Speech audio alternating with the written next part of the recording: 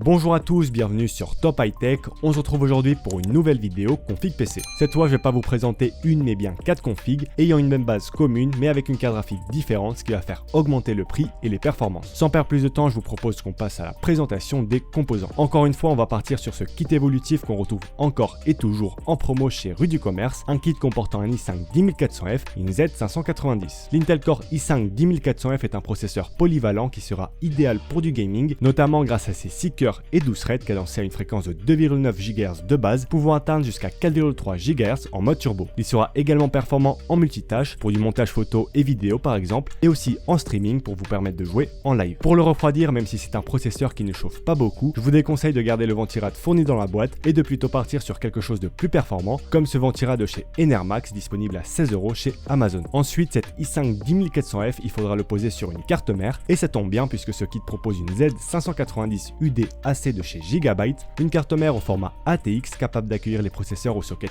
LGA 1200, c'est-à-dire les processeurs de 10e et de 11e génération. C'est une carte mère complète qui va proposer tout le nécessaire pour se monter une bonne config. On retrouve notamment 4 slots de RAM pouvant accueillir jusqu'à 128 Go, 2 ports M.2 dont un en 4.0 et refroidi à l'aide d'un dissipateur, 2 ports PCI Express dont un en Gen 4 et même le Wi-Fi, parfait si vous ne pouvez pas vous connecter à votre box via un câble Ethernet. Au final, ce kit revient à 249 €, un très bon prix pour ce combo. Et si jamais vous avez un peu plus de budget, je vous conseille de partir sur ce kit comportant un Ryzen 5 5600X et une B450 disponible à seulement 309 € et qui vous proposera de meilleures performances. Ensuite, au niveau de la RAM, comme d'habitude pour une config orientée gaming, on va partir sur 16 Go en dual channel, donc 2 barrettes de 8 Go cadencées à 3200 MHz. Malheureusement, en ce moment, le prix de la RAM a légèrement augmenté, donc pas de véritable promo. Perso, je vous conseille les Crucial Ballistics qu'on retrouve à 64 € chez Rue du Commerce. Pour ce qui est du stockage, maintenant, l'SSD M.2 NVMe de 512 Go de chez Gigabyte est à nouveau en promo à 45 € chez Rue du Commerce, une belle affaire pour un SSD qui va proposer de bons débits de transfert. Et pour ceux qui voudraient plus de stockage dans leur config, je vous mettrai des alternatives en description. Côté alimentation, j'ai choisi une alim de 550 watts certifiée 80+ Gold et semi-modulaire de chez Corsair, une très bonne alim qui conviendra aux 4 configs de la vidéo et qu'on retrouve en ce moment à 55 € chez Rue du Commerce. Pour le choix du boîtier, je me suis orienté vers le Vampiric 100R de chez MSI, un boîtier moyen tour avec une bande LED RGB à l'avant et un ventilateur RGB à l'arrière. J'ai choisi ce boîtier parce qu'il est en promo chez Tekin où il est disponible à 36 € au lieu de 50 voire 60 habituellement. Et on arrive enfin au choix de la carte graphique. Comme je vous l'ai dit en début de vidéo, je vais vous proposer différents modèles pour tous les budgets. On commence par l'entrée de gamme avec les GTX 1650 qu'on retrouve aux alentours des 230 € et les RX 6500 XT disponibles à partir de 251 €. Ce sont des cartes avec 4 Go de VRAM en GDDR6 qui vont vous permettre de jouer en 1080p à la plupart des jeux du moment avec les graphismes en moyen voire élevé. Vous pouvez partir sur l'une de ces cartes si vous avez un budget de 700 € environ. Ensuite, pour ceux qui ont un budget de 850 €, je vous conseille cette GTX 1660 Super qu'on retrouve à 369 € chez le site d'Asus, une carte avec 6 Go de VRAM en GDDR6 qui va vous permettre de jouer à tous les jeux du moment en 1080p Ultra dans de très bonnes conditions. On monte encore en gamme et on passe au RX 6600 et au RTX 3060, des cartes qui embarquent respectivement 8 et 12 Go de VRAM en GDDR6 et qui seront idéales pour profiter d'un écran 144 Hz en 1080p et qui vous permettront aussi de goûter à de la 1440p sur certains jeux. Pour la RX 6600, on retrouve certains modèles sous la barre des 500 €. Par contre, pour les 3060, il faudra compter entre 500 et 600 € au minimum. Avec ces cartes, vous pourrez vous monter une config autour des 900 €. Et finalement, si vous avez un budget d'un peu plus de 1000 €, vous pourrez passer sur les RX 6600 XT qu'on retrouve à partir de 550 €, des cartes avec 8 Go de VRAM en GDDR6 avec lesquelles vous allez pouvoir profiter de vos jeux en 1440p. Bien sûr, vous trouverez tous les liens des composants en description si jamais l'une des configs vous intéresse. J'espère que la vidéo vous aura plu, si c'est le cas n'hésitez pas à la liker et sur ce je vous dis